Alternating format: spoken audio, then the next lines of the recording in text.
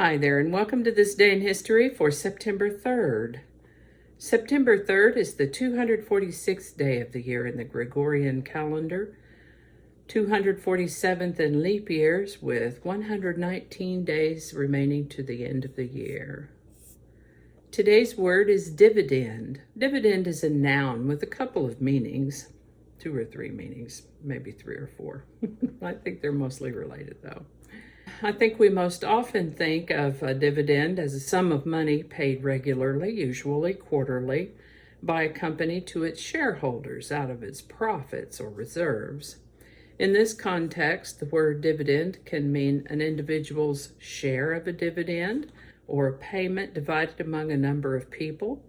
Dividend can also mean a benefit from an action or policy, such as persistence pays dividends. In mathematics, a dividend is a number to be divided by another number. The word dividend comes to us from Anglo-Norman French, Latin before that, from a root word that means divide. Earliest documented use is the late 1400s. Dividend. And with that, we will start with September of 1666, when there was a big fire in London, England. Started in a bakery a little after midnight on September 2nd, which happened to be a Sunday morning. Got out of hand pretty quickly, and on September 3rd, 1666, a business center known as the Royal Exchange burned down. That fire, by the way, is known as the Great Fire of London. The Great Fire. The Great Fire of London. This is the birthday of physicist Carl David Anderson, born September 3rd, 1905. He studied cosmic rays and discovered the positron and the muon. From what I've read, I can kind of grasp an oversimplified example of a positron. It's an elementary particle, like an electron, except that when they collide, they're not electron and positron anymore, but are transformed into photons. Photons are created. Positron and electron are eliminated, eradicated. The positron and electron are no more, but instead there are 2 photons. Way oversimplified description. If I have any physicists or science people who know a lot more about it in my viewing audience, I would appreciate some commentary about it. Let me know in the comment section a little bit more about it. As to muons, I didn't understand that enough even to give you an oversimplified description, but I know they're important. Positrons and muons were discovered by Carl David Anderson, winning him a Nobel Prize in physics, and he lived to the age of 85. Now, during World War II, along with all the gunfighting, a plan was implemented in order to restrict supplies to Nazi Germany and later on fascist Italy. This was known as the Economic War.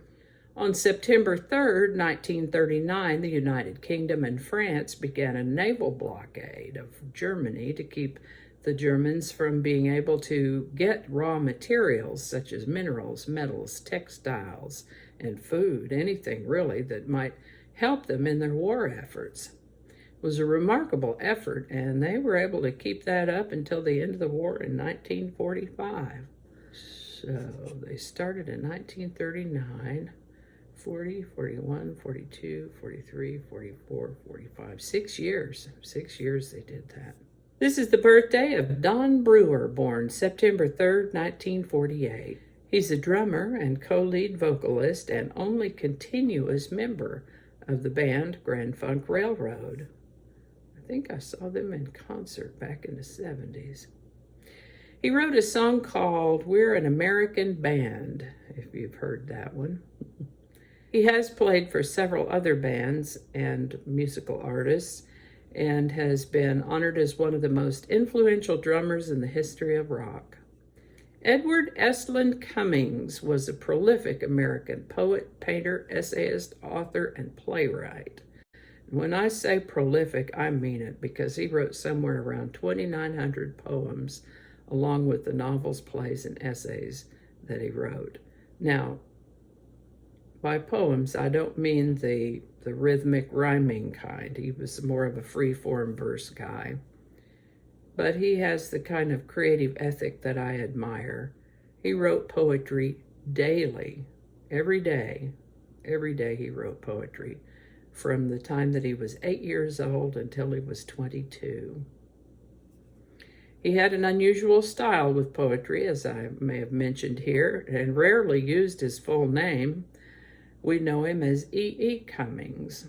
He's regarded as the second most widely read poet in the United States after Robert Frost. E Cummings passed away on September 3rd, 1962, at the age of 67.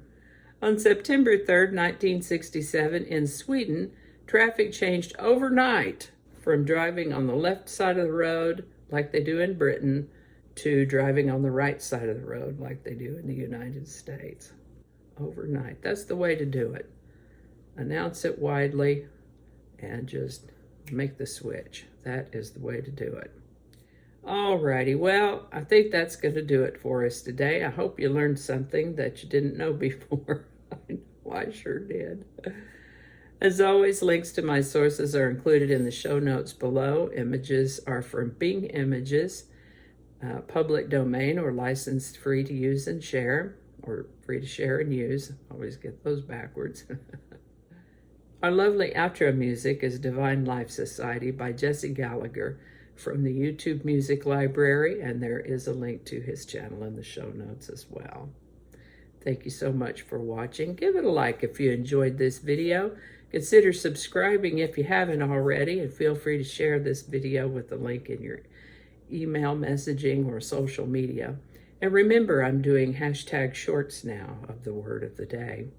So look for those. I will be adding those. I'll be going back through all the old videos and extracting the word of the day part and making a hashtag short out of it. We should have a pretty healthy collection of those very soon. Alrighty, thanks so much for watching, and I'll see you next time.